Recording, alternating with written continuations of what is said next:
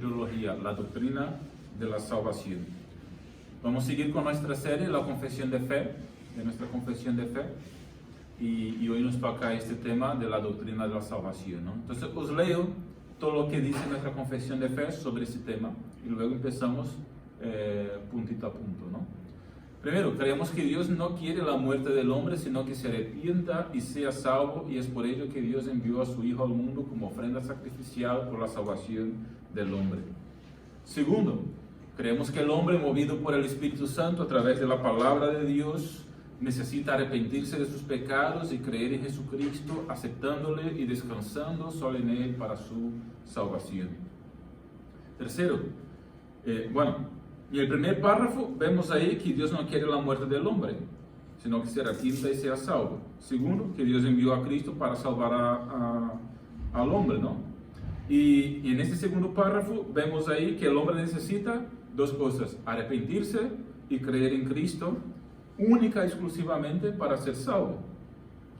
Y el arrepentimiento y fe en Cristo se da por medio de la acción del Espíritu Santo, mediante la predicación de la palabra de Dios. Y ahora, el 3, creemos que Dios justifica al hombre solo por medio de la fe en Jesucristo. Esto es, Dios perdona su pecado y le considera y acepta como justo, no en base a obras de justicia que el hombre hubiera hecho, sino solo y únicamente en base a la justicia de Cristo, la cual le es imputada por medio de la fe en Él. Aquí vemos la justificación por la fe única y exclusivamente en Cristo. Y segundo, que no es por mérito propio, sino por los méritos de Cristo y por la gracia de Cristo. El cuarto párrafo nos dice que creemos que Dios adopta como su Hijo a todo aquel que es justificado por la fe en Cristo Jesús, recibiendo así el espíritu de adopción y pasando a gozar de los privilegios propios de los hijos de Dios. Básicamente lo que vemos aquí es que es sobre la adopción como hijos y los privilegios que tenemos en ser adoptados como hijos de Dios, ¿verdad? El gozo de tal privilegio. El quinto párrafo, creemos que Dios genera por medio del Espíritu Santo una nueva naturaleza en el corazón de todo aquel que cree en Cristo, y que el creyente es santificado por medio del poder de la muerte y resurrección de Cristo, por su palabra y por el Espíritu Santo que en él habita, siendo así capacitado para vivir conforme a la voluntad divina y vencer los instintos de la vieja naturaleza. Básicamente, el salvo recibe nueva naturaleza, es hecho nuevo hombre, nueva mujer. Y segundo, la santificación empieza a ocurrir en su vida, primero como un acto cuando se convierte, y después como un proceso a lo largo de toda su vida cristiana, hasta que culmina en su glorificación en el cielo, ¿no? La santificación final en el cielo. Y por último, el sexto párrafo nos dice que creemos que una fe verdadera en Jesucristo se evidenciará en buenas obras, las cuales Dios ha prometido galardonar, en la seguridad eterna de salvación de todo aquel que cree en Cristo Jesús, y en la condenación eterna de aquellos que rehúsan creer en Cristo Jesús. Básicamente, el salvo, el creyente, practicará buenas obras y será recompensado por ello. Segundo, una vez que un creyente es salvo para siempre. Y tercero, los que no creen están condenados, ¿no? Es decir, creemos en la condenación eterna de los que se rehúsan a creer en Cristo. Bueno, veremos cada uno de esos puntos, ¿vale? No todos hoy, sino que a lo largo de los próximos domingos por la tarde. Hoy empezamos con los tres primeros puntos, pero bueno, vamos a ir ver estos puntos adaptando, siguiendo y adaptando algunos puntos de lo que es el Ordo Salutis, propuesto por teólogos que piensan diferente, por un lado Langston y por otro Berkhoff. ¿Qué es el Ordo Salutis? El orden de la salvación. ¿Cómo se da la salvación? ¿Cómo es que ocurre cada paso de la salvación en la vida del creyente, ¿no? Entonces, antes de todo, antes de que veamos esto, decir que la doctrina de la salvación es decir, la soteriología, trata de la participación de las bendiciones de salvación al pecador y de su restauración al favor divino y a la vida íntima en íntima comunión con Dios. Esta doctrina debe ser estudiada a la luz de verdades doctrinarias que ya hemos estudiado hasta aquí. Es decir, lo que hemos visto sobre el pecado, sobre quién es Dios, sobre quién es Jesucristo, sobre quién es el Espíritu Santo, todo lo que hemos visto sobre nuestra confesión de fe hasta aquí, de alguna manera, tocará estos temas, porque la salvación viene cuando el Espíritu Santo aplica la obra de Cristo en nuestras vidas. Y uno tiene que estar convencido de pecado, por ejemplo. Entonces uno tiene que saber de su naturaleza pecaminosa. Y Dios está ahí en su soberanía, obrando también en la salvación del hombre. Entonces todo lo que hemos visto ya hasta aquí, de alguna manera toca en esta doctrina de la salvación, ¿verdad? Sé que no os acordáis de mucha cosa, y quizá alguno de vosotros no habéis estado, pero para dejar claro que esta doctrina viene como fundamentada por muchas otras que ya hemos estudiado a lo largo de los últimos meses, incluso años, ¿no? Bueno, por ejemplo, está basada en Dios y sus atributos, tales como su soberanía, amor y justicia. Es llevada a cabo por la acción del Espíritu Santo, con todo lo que ya hemos estudiado sobre el Espíritu, que convence al hombre del pecado, la justicia, el juicio, y etc. Además, la salvación del hombre solo puede ocurrir mediante la aplicación de toda la obra de Cristo, su muerte en la cruz, su resurrección, la cual ya hemos estudiado también. Bueno, otra cosa importante es que la salvación del hombre presupone el conocimiento de quién es este hombre, su creación por Dios, su estado de pecado. Es decir, sin convicción de pecado nadie puede ser perdonado y salvado del mismo. De esta manera, al estudiar la soteriología podemos tocar ahí en varios temas, como ya he dicho, que ya hemos estudiado anteriormente y sirven de base para esta doctrina, ¿no? Ordo Salutis. El Ordo Salutis es un término en latín que los estudiosos y los teólogos les gusta para tratar del orden de salvación. Podría simplemente decir orden de salvación, pero digo Ordo Salutis para que cuando leáis o escuchéis en algún momento, pues sepáis lo que es. Se trata del orden de salvación. Describe el proceso por medio del cual la obra de salvación producida en Cristo se cumple en forma subjetiva en los corazones de vida de los pecadores. Es decir, cómo esta salvación ocurre conmigo, contigo, con nosotros. Y ¿qué ocurre exactamente cuando somos salvados, ¿no? por Cristo Jesús? Entonces la expresión aspira a describir en su orden lógico y también sus interrelaciones los varios movimientos del Espíritu Santo en la aplicación de la obra de redención. ¿Por qué? Porque el Espíritu Santo es quien obra la salvación aplicando la obra de Cristo en la vida del pecador. Por eso hablamos de los varios movimientos del Espíritu Santo, porque cada paso son los movimientos del Espíritu en el corazón de uno y en uno, pues para salvar a uno, ¿no?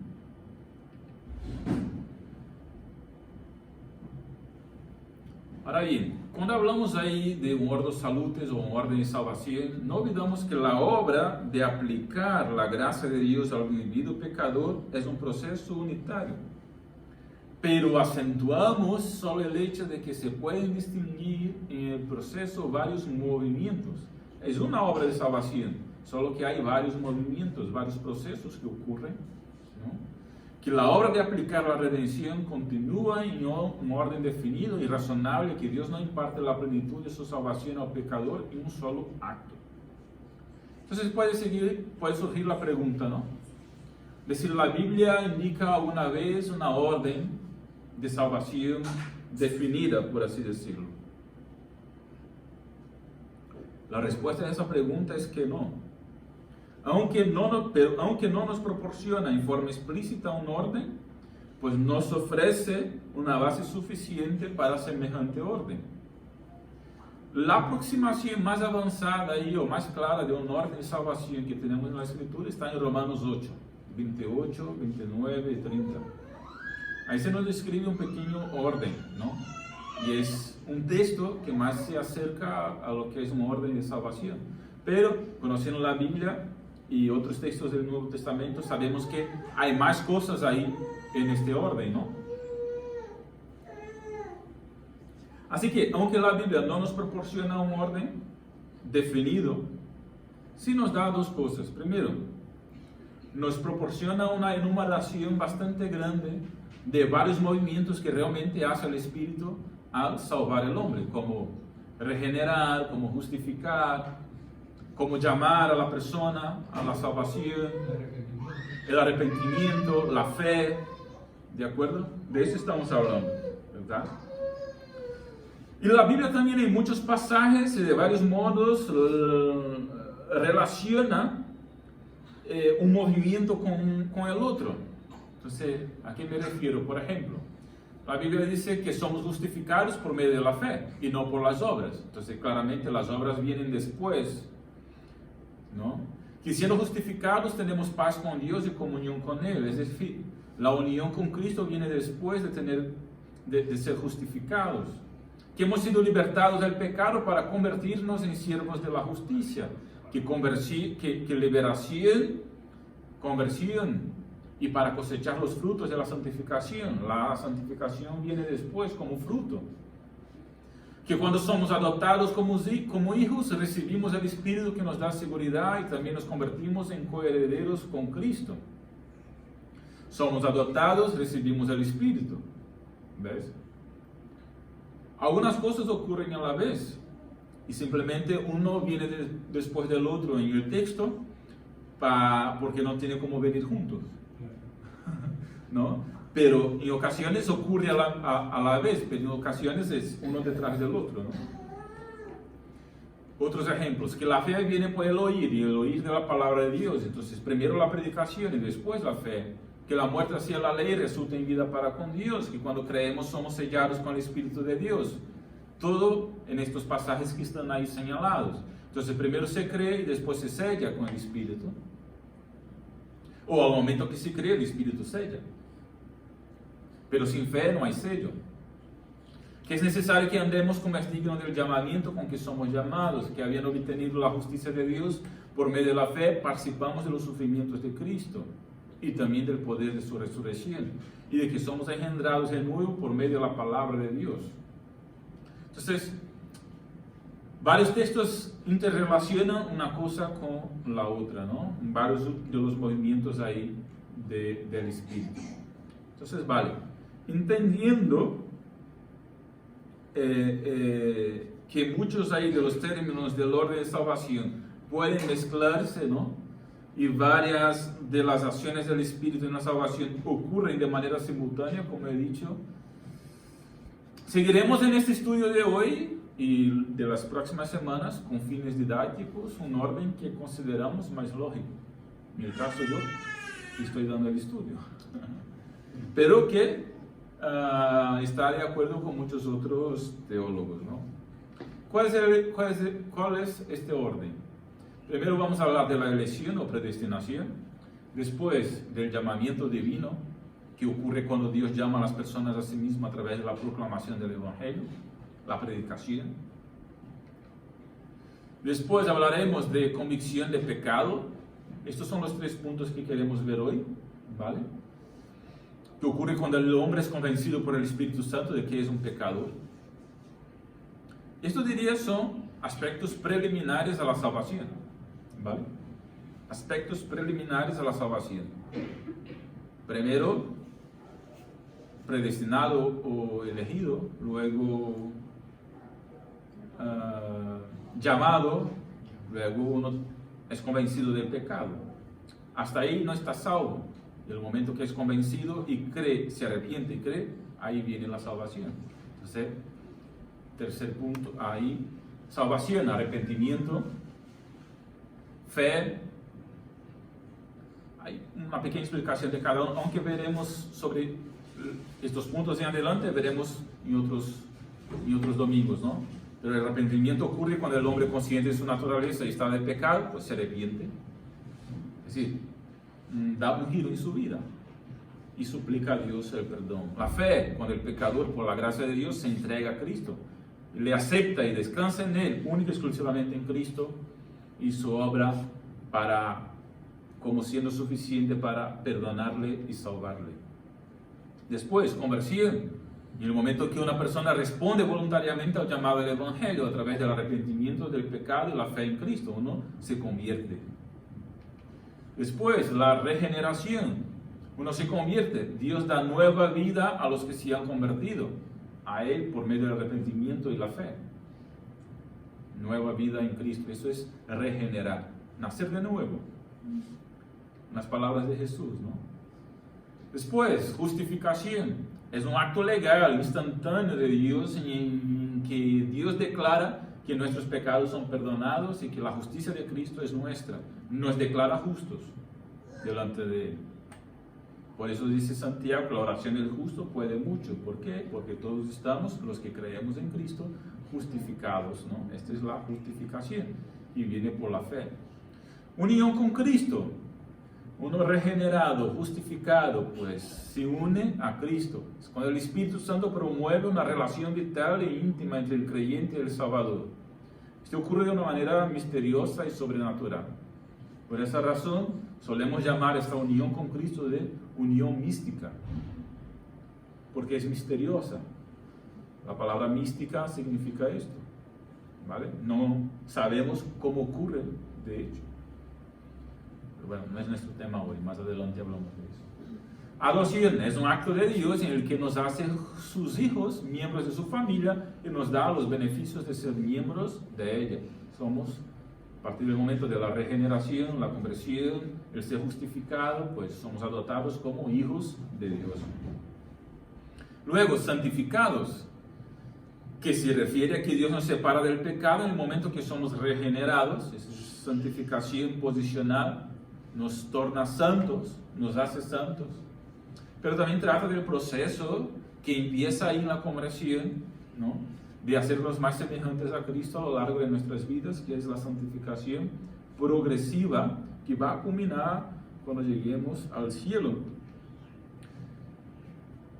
Y número 11, la preservación, es decir, la perseverancia de los santos, o lo que se conoce como una vez salvo, salvo para siempre. Es decir, si somos salvos por su gracia, Dios nos mantiene salvos por su gracia mediante los méritos de Cristo. Todos los que realmente recibieron nueva vida y fueron justificados y adoptados por Dios como sus hijos, serán guardados por el poder de Dios y perseverarán como cristianos hasta el final. Ya llegaremos ahí. Por último, la glorificación, que es el último paso de la salvación, que ocurre en el cielo, o ocurrirá. Momento en que Dios finalmente quitará todos los aspectos del pecado de nuestras vidas y nos dará un cuerpo glorioso de resurrección. Este es el último estágio ahí, ¿no? Muy bien. Hoy trataremos especialmente de estos dos temas, predestinación y llamamiento divino, que son los dos primeros de este orden. Entonces, habéis visto que son 12 o 13, porque he puesto predestinación como el punto 0, ¿no? Pero la verdad son 13. Entonces, pues hoy tratamos de 3. Estos 12 más convicción de pecado. Entonces nos quedará 10 por delante. Así que tenemos mucha tela por delante. No faltéis los próximos episodios de esta serie, ¿vale? Bueno, la predestinación o elección, ¿verdad? Este es un tema, bueno, déjame regresar un poquito aquí para deciros un par de cosas personales. Es un tema al cual yo no entraré con profundidad por una razón sencilla. Y es que honestamente no tengo mucha claridad de este asunto. No es que no sepa las distintas posiciones que hay sobre el tema de la predestinación. Sí que lo sé. Lo he estudiado sobre ellas. no tengo claridades de qué camino tomar, ¿vale? Entonces, apenas diré que desde mi percepción, la línea que divide la soberanía de Dios y la responsabilidad del hombre me parece muy tenue, si es que me entendéis, es muy fina. Y yo no tengo seguridad donde termina uno y empieza otro, aunque estoy seguro que ambas son verdades en absoluto, es decir, la soberanía de Dios y la responsabilidad del hombre, y se relacionan entre sí. Quizá incluso no haya línea que divida soberanía de Dios y responsabilidad del hombre, sino que ambas verdades permean todo, es decir, están en todo, ¿no? Lo que es la salvación, o no la salvación, sino, bueno, esto no sé explicarme muy bien, no tengo muy claro, ¿vale? Ahora, bueno, os comentaré las dos posiciones más conocidas, ¿vale? Más comunes dentro de lo que podemos considerar teología protestante evangélica, ¿de acuerdo? Entonces, por un lado, o en un extremo, están los que afirman que la elección o la predestinación significa que Dios escogió a algunos para ser salvos en su gracia soberana antes de la creación del mundo. Y con eso, obviamente y automáticamente, también escogió a otros para la perdición eterna. Hay muchos pasajes que dan fundamento a esta doctrina, ¿no? A esta posición. Dos muy claras están en Romanos 8, 29 al 30 y Romanos 9, 11 al 16, que tratan claramente, o dicen claramente que Dios predestinó y luego a los que predestinó llamó, por ahí por delante, ¿no? En Romanos 9 dice que a Jacob y Esaú, antes de haber nacido, pues ya había elegido Dios a Jacob y había amado Dios a Jacob como su escogido, y Pablo está aplicando esto a los que creyentes de su época, ¿no? Que somos nosotros después de Cristo. Y incluso dice, bueno, ¿será Dios injusto? No, dice Pablo. ¿Por qué? Porque Dios tiene misericordia de quien quiere y ya está, ¿no? Eso dice Romanos 9. Por otro lado, en el otro extremo, están los que afirman que Dios predestinó que aquel que cree será salvo, así como el que no cree está condenado. Es decir, que Dios predestinó el único medio de salvación, la fe en Cristo. Que la soberanía de Dios en la salvación del hombre significa que la iniciativa de la salvación del hombre estaba y está con Dios, aunque Él no priva a nadie del privilegio de buscar y aceptar la salvación que se encuentra en Cristo. Se podría decir que Dios predestina según su presciencia, aunque el hecho de que por su soberanía Él sepa con antelación quienes vayan a ser salvos no significa que Él está seleccionándolos. Básicamente aquí, en el otro extremo, dice que Dios predestina no las personas, sino el medio por el cual se da la salvación. Y que, sabiendo un poco de esto, pues también en ese extremo están los que, bueno, Dios predestina no en el sentido de que selecciona a las personas, sino en el sentido de que sabe de antemano quiénes serán salvos por su presciencia. Ahí está el texto de 1 de Pedro, capítulo 1, versículo 2, que dice que Dios eligió a los salvos según su presciencia. Es lo que pone 1 de Pedro, capítulo 1, versículo 2. Entonces la idea es que Dios no es que selecciona a las personas, sino que selecciona en el sentido de que Él elige, ¿no?, los que van a ser salvos y condena a los demás, sino que Él sabe quién va a hacerlo por su presciencia, ¿no?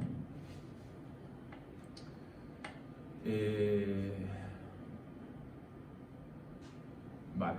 Entonces, y 2 Timoteo capítulo 2, versículo 3 al 6, va a decir que Dios no quiere que nadie se pierda, sino que todos vengan al arrepentimiento.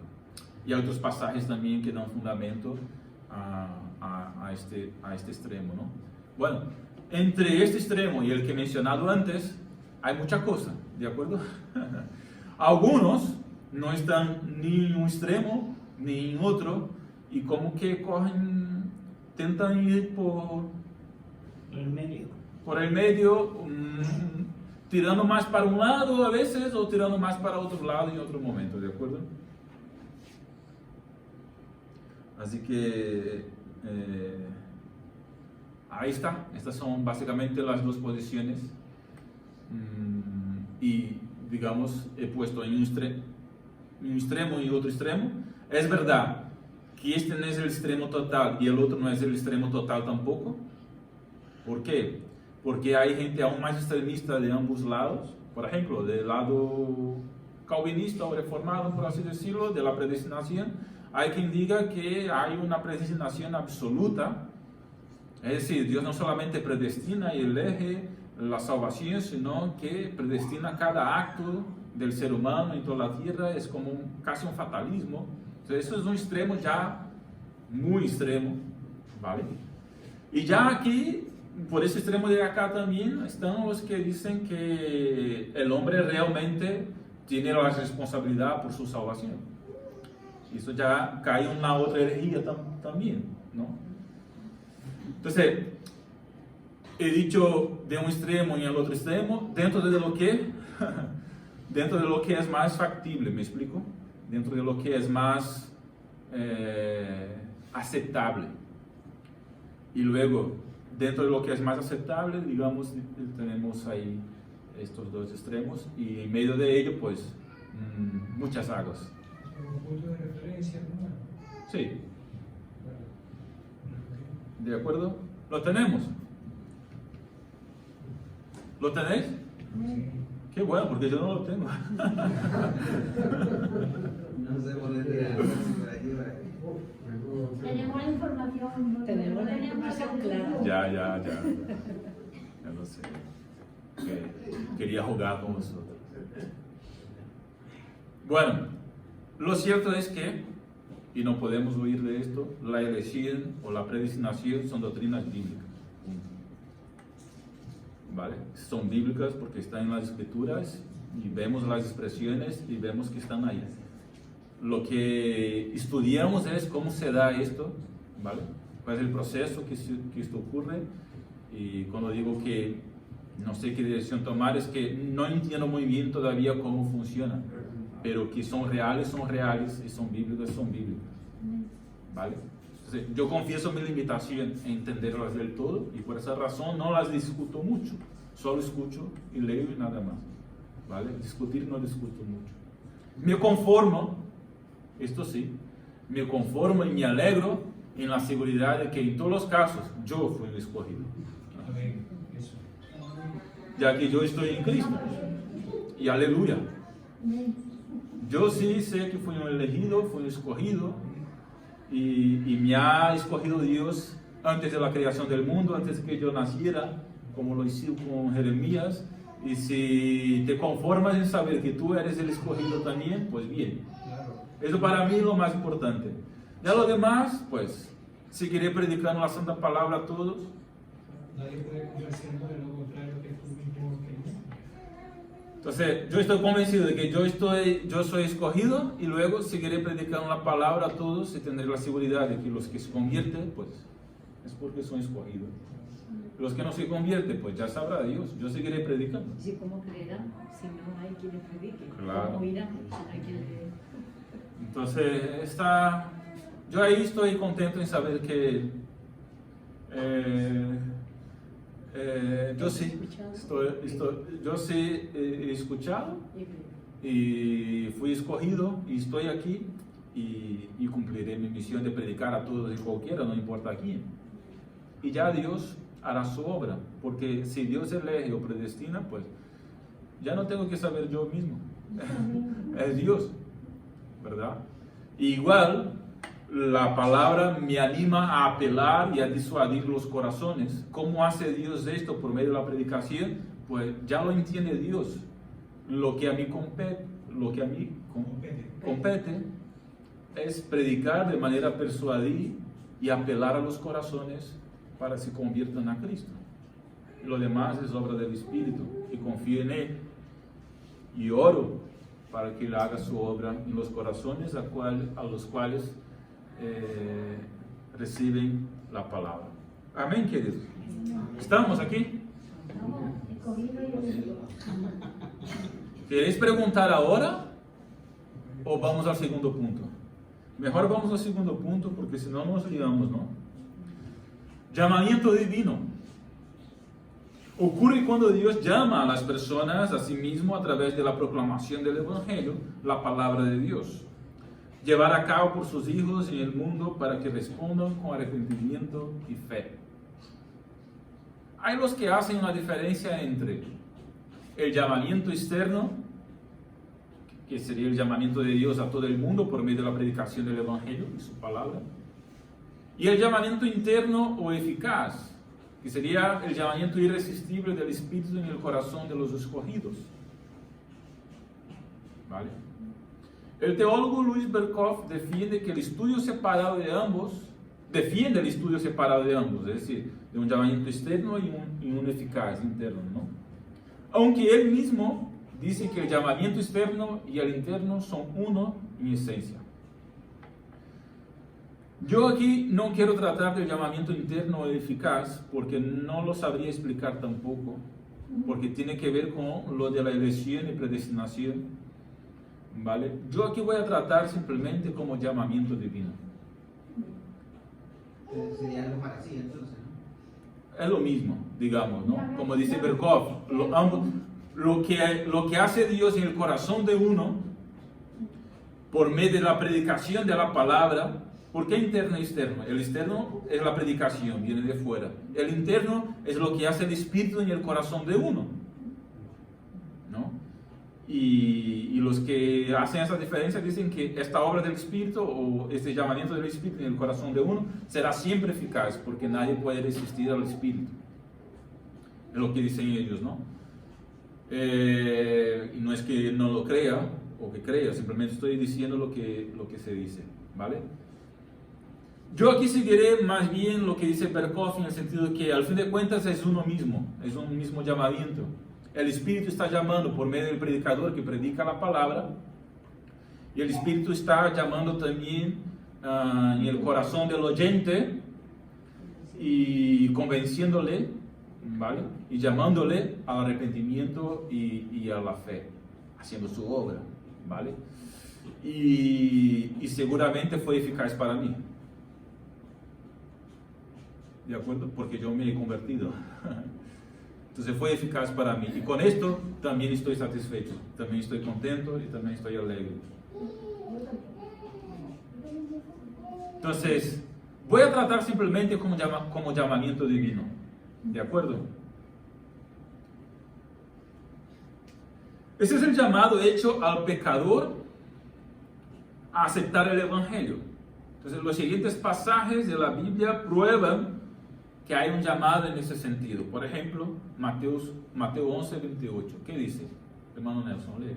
Venid a mí todos los que estáis cansados y cargados, y yo os haré descansar. ¿Es un llamamiento o no?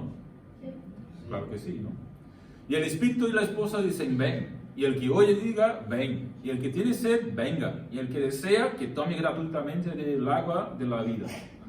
Ese es el llamamiento divino. Llamamiento a la conversión, al arrepentimiento, a la fe. Entonces, la predicación del Evangelio es el medio por el cual Dios llama al hombre al arrepentimiento y conversión. Mira lo que dice Pablo en 1 Corintios 1, 21. Agradó a Dios salvar a los creyentes por la locura. Por eso predicamos.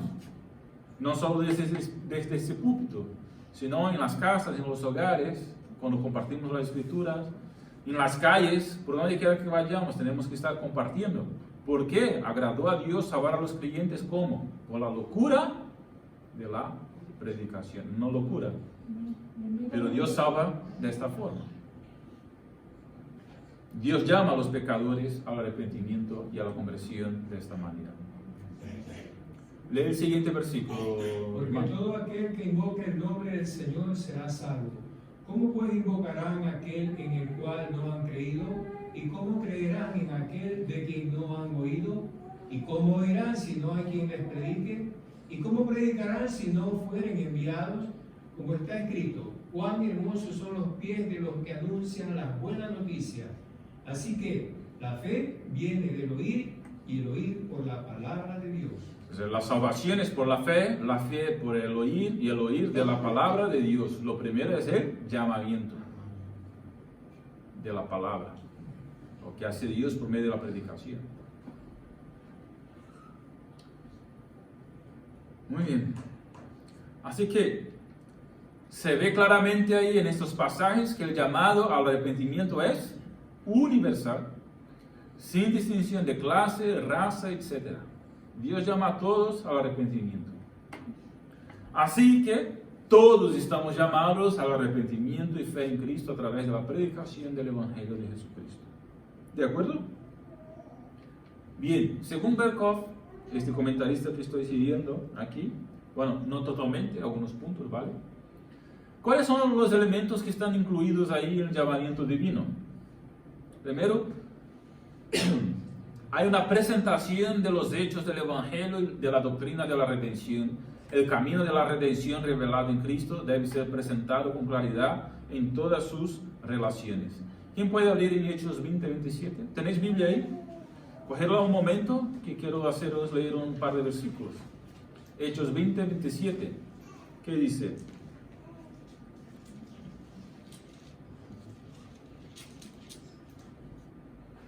Lee, hermano José. Porque no he oído anunciaros todo el consejo de Dios. Todo el consejo de Dios. Todo el plan de Dios. Pablo estaba anunciando todo el plan de Dios. ¿Verdad? Entonces, lo primero que hay en el llamamiento divino, o digamos que uno de los elementos que están incluidos en el llamamiento divino, es exponer el plan de redención de Dios. Y no solamente una parte, sino todo el plan de redención de Dios. ¿De acuerdo? Un segundo elemento, pues hay siempre una invitación para aceptar a Cristo con arrepentimiento y fe. Se invita, se anima, se persuade, se disuade, se intenta. La presentación del camino de salvación debe suplementarse con una invitación ardiente. Esto es persuadir, invitación ardiente. Y hasta con un solemne mandato para arrepentirse y creer, es decir, para aceptar a Cristo por la fe, dejando claro la naturaleza verdadera del arrepentimiento y de la fe, se debe apelar a los corazones. No es obligarles a la gente a decir unas palabras, no, es demostrar la verdadera naturaleza de lo que es el arrepentimiento y la fe, lo que es el plan de Dios, la salvación, la redención, y apelar para que uno acepte esto, este plan en su vida, ¿no? Para que tome su decisión. ¿Quién puede leer 2 Corintios 5:11? 2 Corintios 5:11.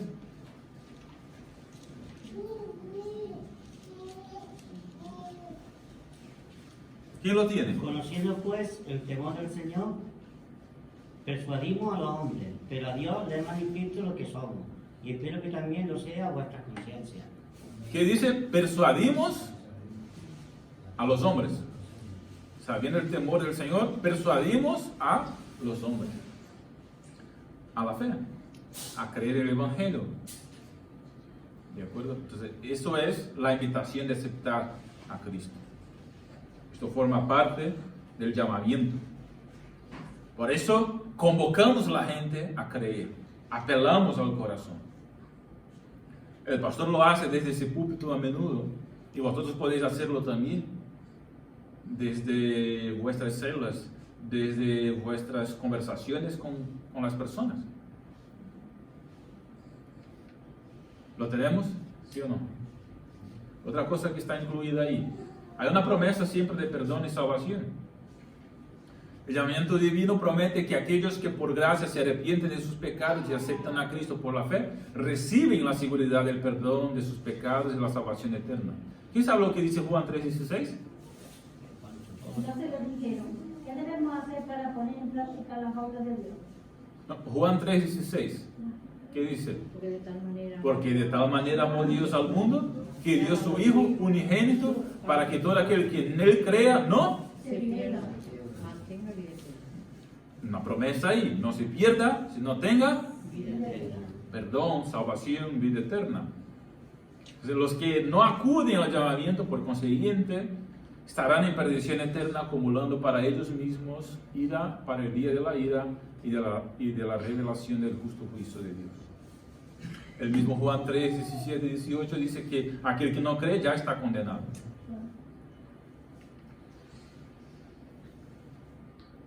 Algunas características del llamamiento divino. Es general o universal. En el sentido de que viene a todos los hombres sin distinción a quienes se predica el Evangelio. No se limita a ninguna época, nación, clase. No, es llamamiento abierto a todos. Es como dijo Jesús en Mateo 11, 28 que hemos leído. Venid todos. No hay distinción.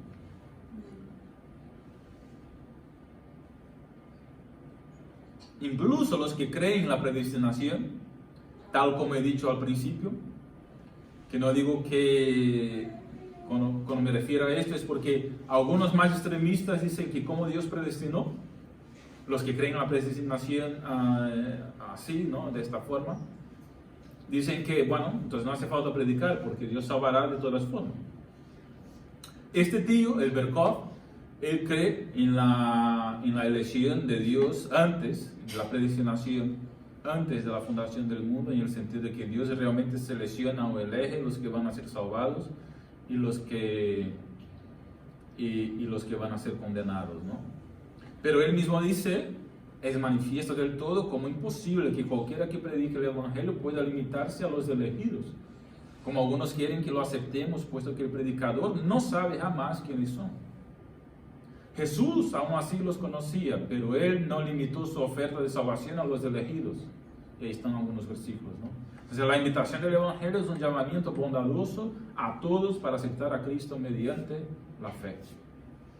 Entonces, el que escribió esto es el que piensa que Dios realmente tiene ya seleccionado, elegido desde siempre quiénes serán salvos y quiénes no, ¿verdad?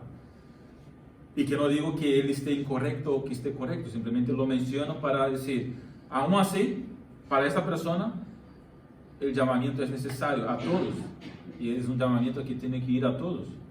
Bueno, de hecho, muchos avivamientos a lo largo de la historia y muchos buenos predicadores y avivalistas y evangelistas han sido calvinistas. Tal vez vosotros, que el primer grupo de misionarios que desembarcaron, así se dice, en Brasil, el primer grupo de misioneros que desembarcaron en Brasil para predicar el Evangelio fueron calvinistas. Desembarcaron en la bahía de Guanabara, en el Río de Janeiro, en 1500 y algo. Un grupo de calvinistas viniendo de, si bien me acuerdo, Suiza o Francia, creo, de Francia o Suiza, no me acuerdo muy bien. Desembarcaron ahí un grupo de misioneros calvinistas para predicar el Evangelio en Brasil. Fue el primer grupo de misioneros. Digo calvinistas porque estos son los que creen en la predestinación tal como mencionado, tal como Berkov, ¿no? Pero ahí están enviando misioneros a muchas partes y lo han hecho desde siempre, ¿vale? Una cosa no quita la otra.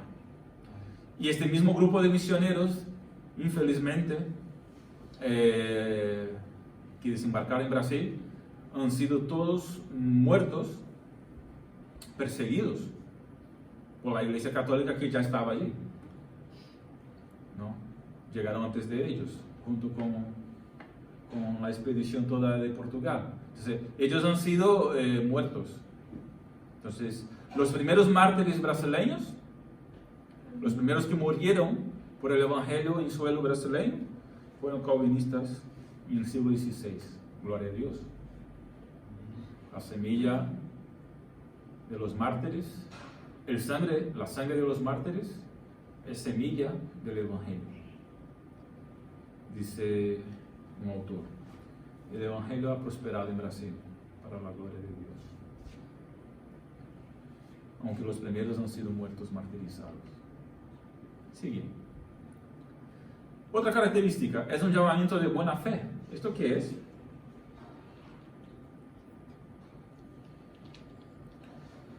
Es un llamamiento hecho con seriedad.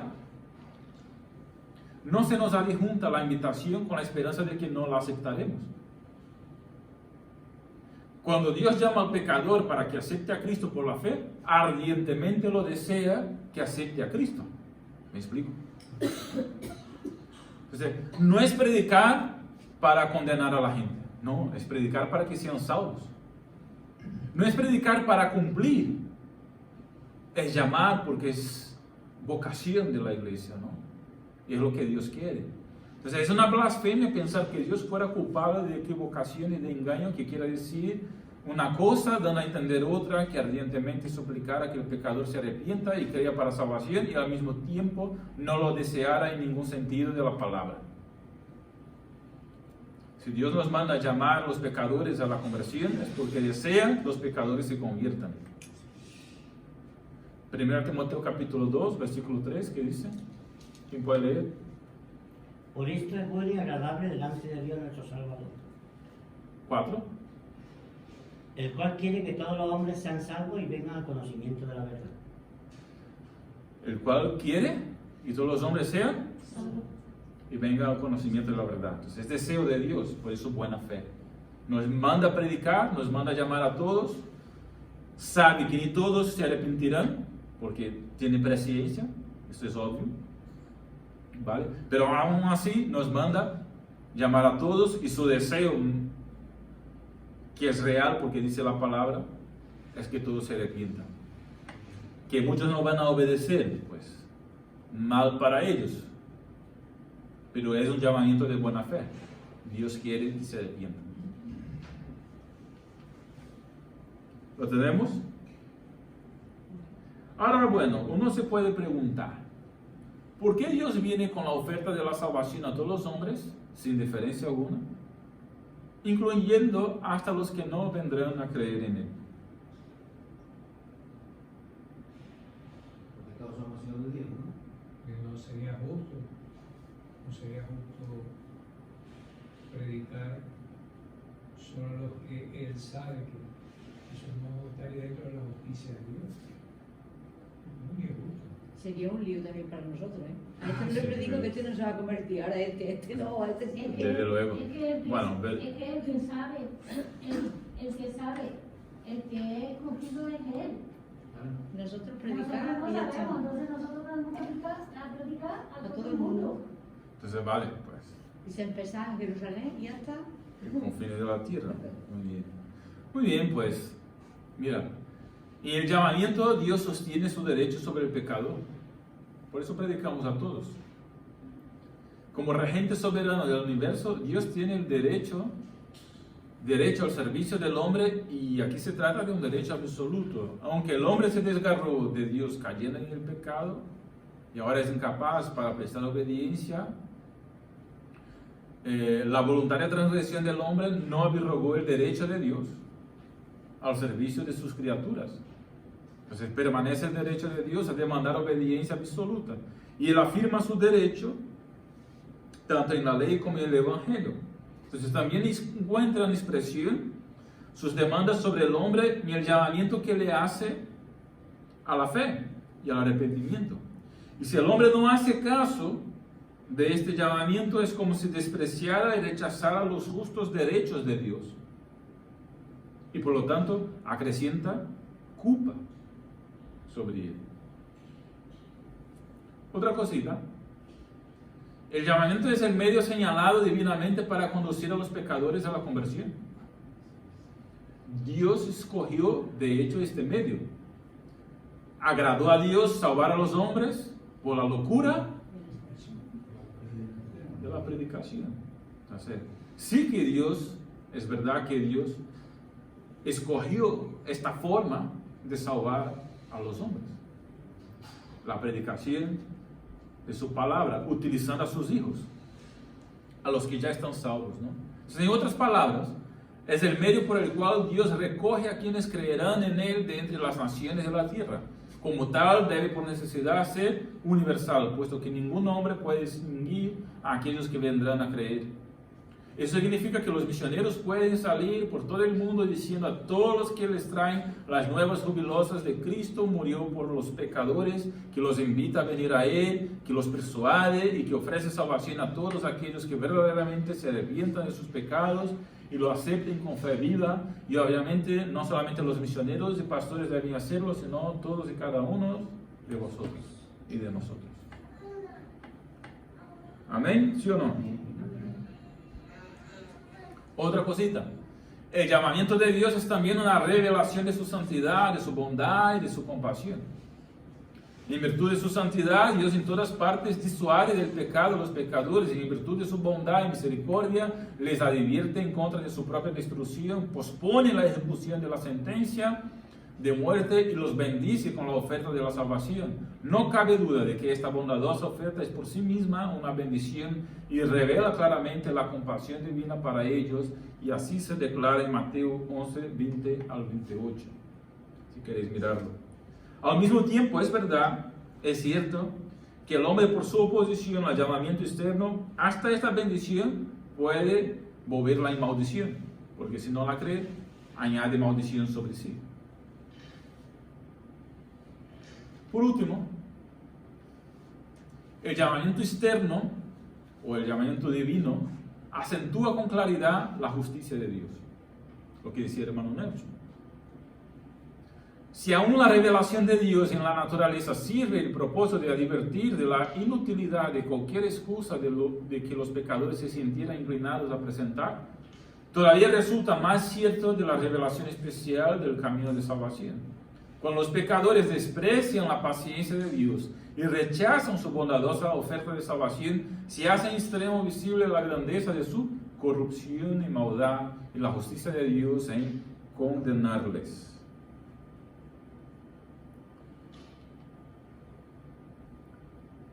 Un otro comentarista llamado Langston resume el llamamiento divino en 2 puntos.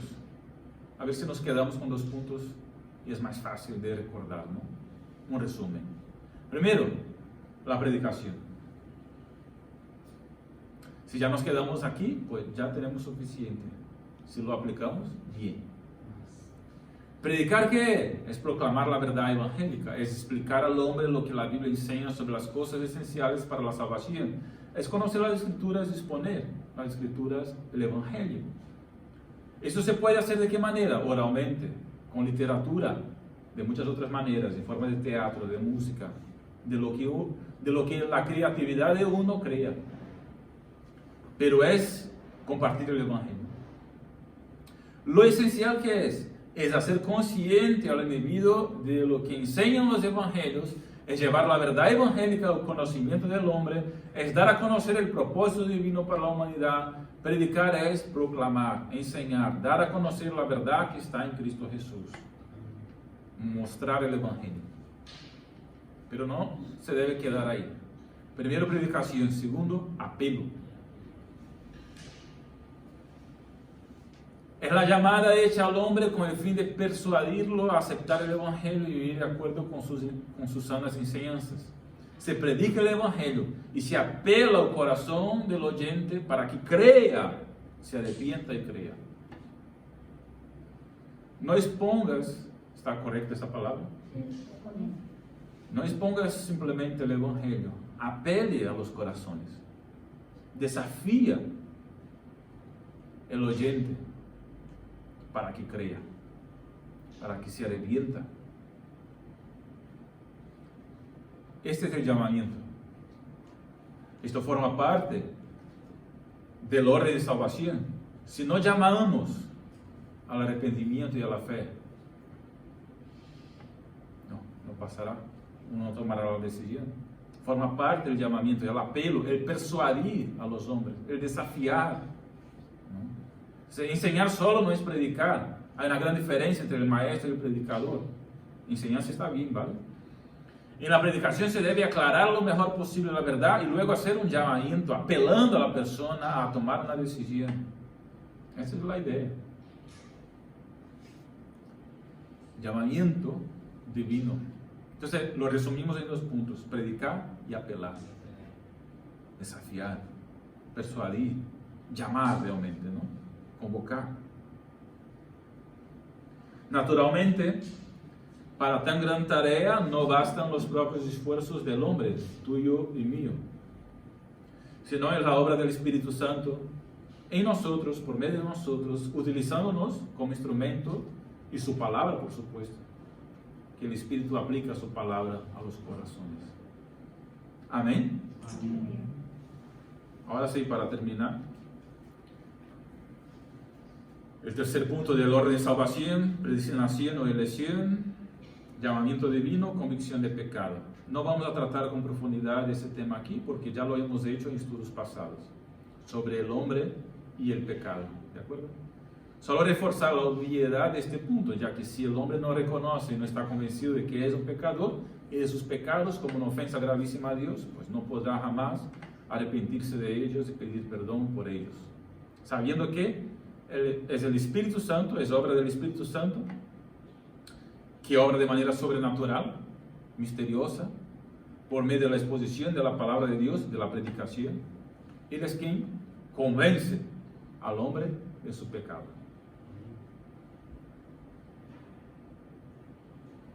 Preguntas. O si tenéis respuestas para mí, también las acepto.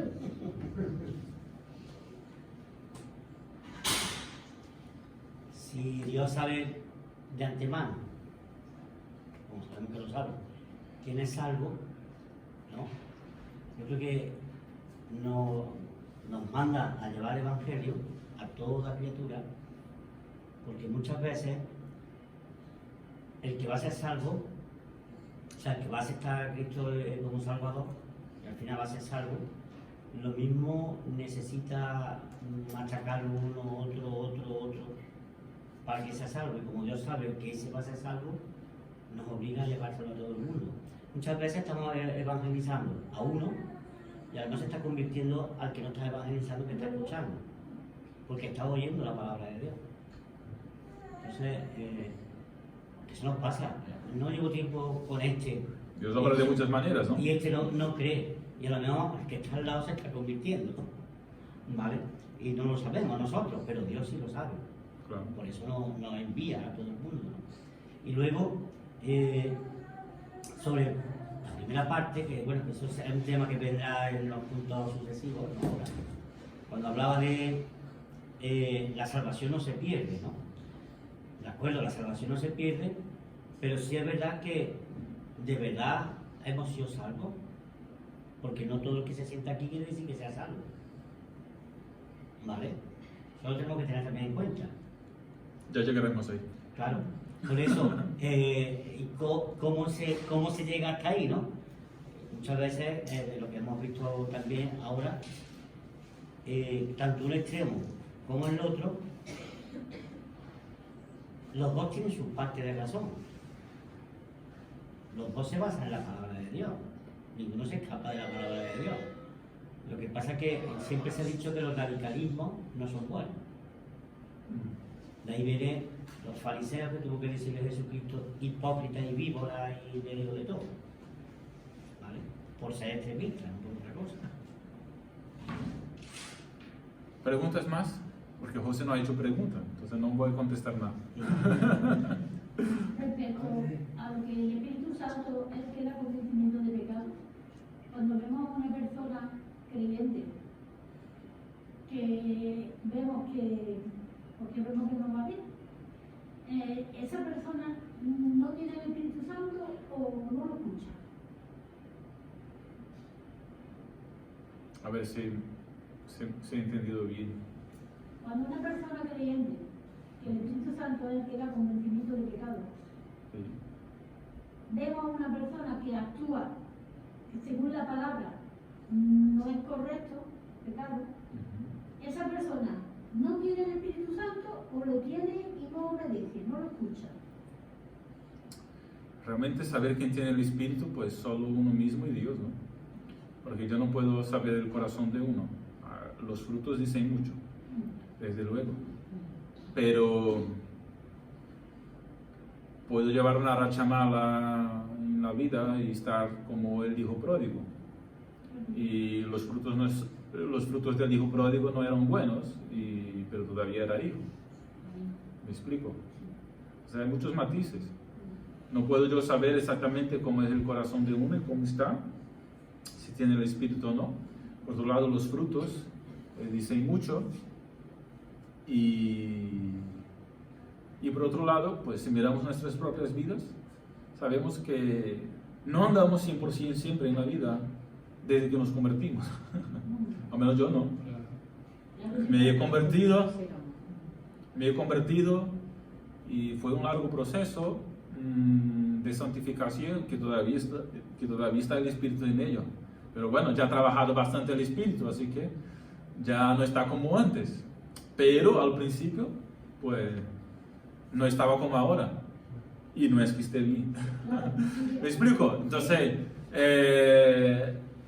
si miramos a nosotros mismos, sabemos que en ocasiones, a veces, supuestamente, hemos resistido al Espíritu. Y hemos hecho algo que no estaba bien, y sabiendo que no estaba bien.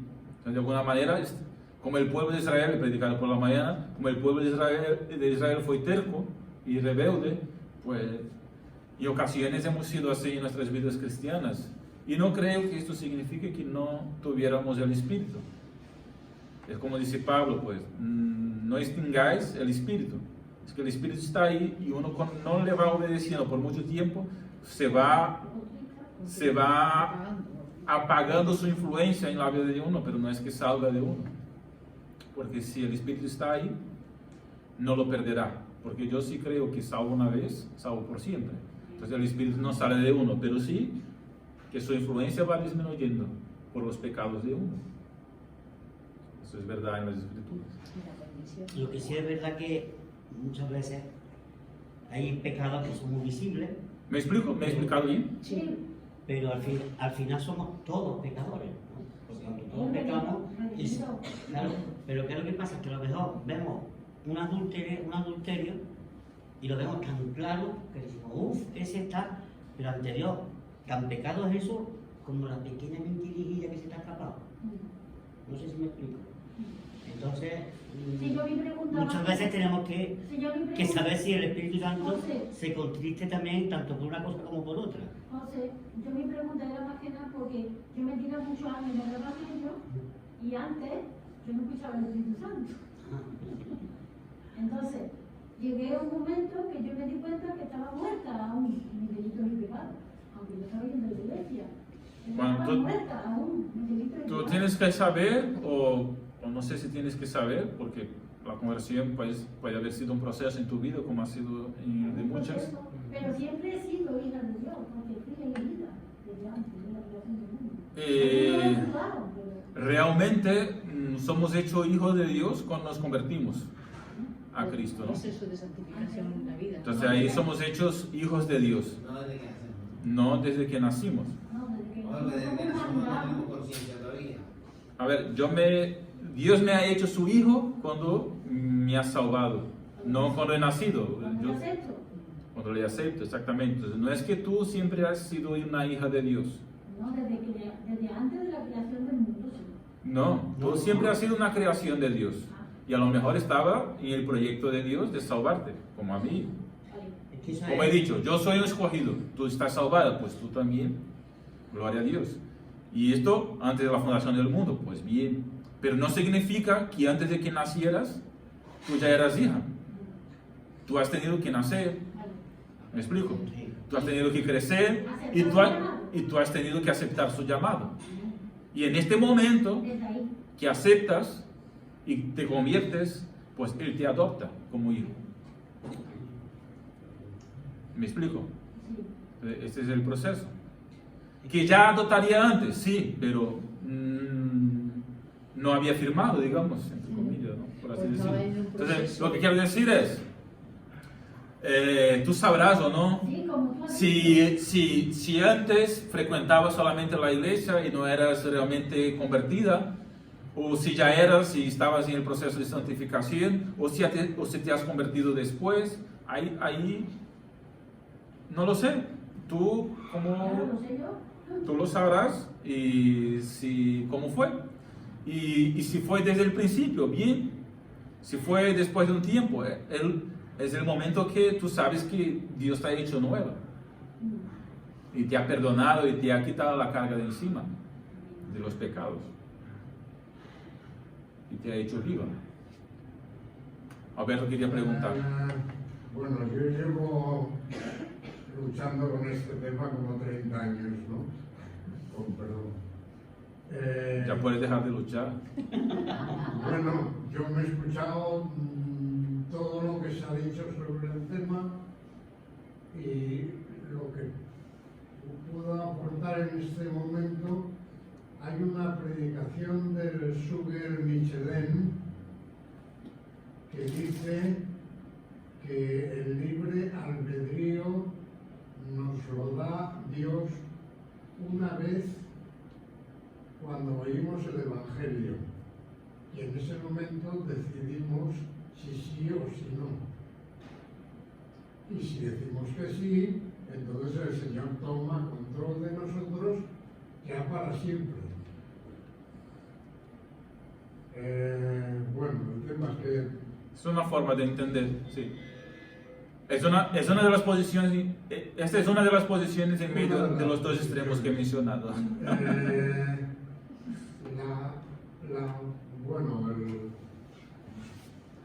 el William Lane Craig habla del molinismo, que es una doctrina de un fraile católico, en que dice que Dios sabe nuestra respuesta en cada situación, pero que nos deja escoger una de ellas. O sea, la omnisciencia no está perdida, pero tenemos la libertad de escoger. Y lo último que se está hablando de este tema es de un apologista americano, Cliff Necker, que dice que Dios renunció a una pizquita de su omnisciencia cuando nos dio el libre albedrío. Dios renunció a algo de su omnisciencia para que tuviésemos libre albedrío. Ahí estoy, digamos que... Sí, este último se pasó 3 pueblos.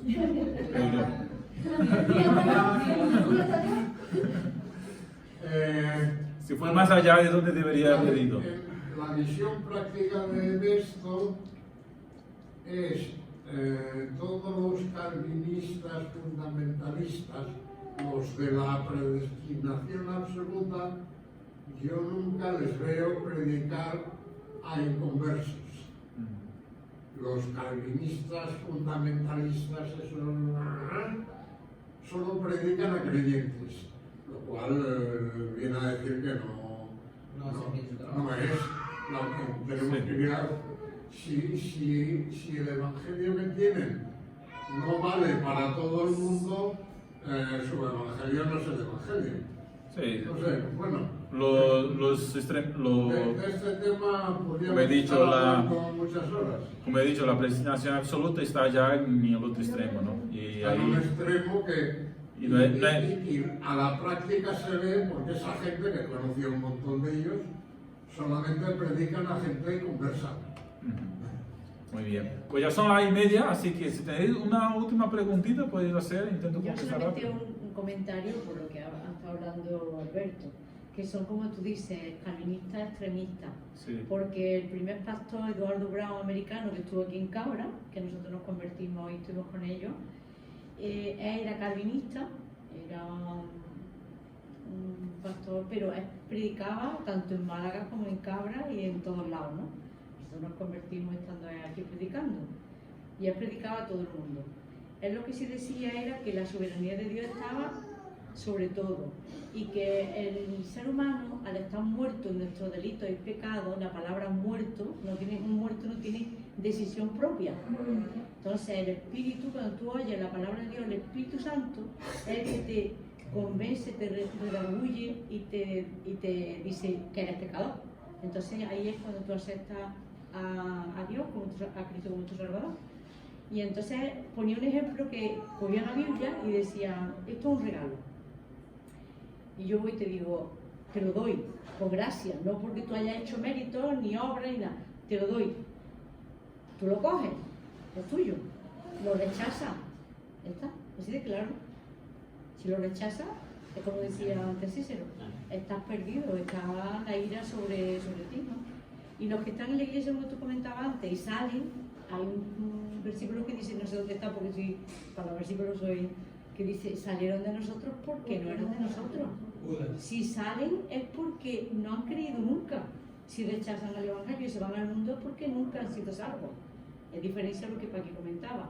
Puede estar una persona cayendo está un poco aislado como el hijo pródigo, o puede estar en frío, puede estar apagado el espíritu, pero puede ser creyente.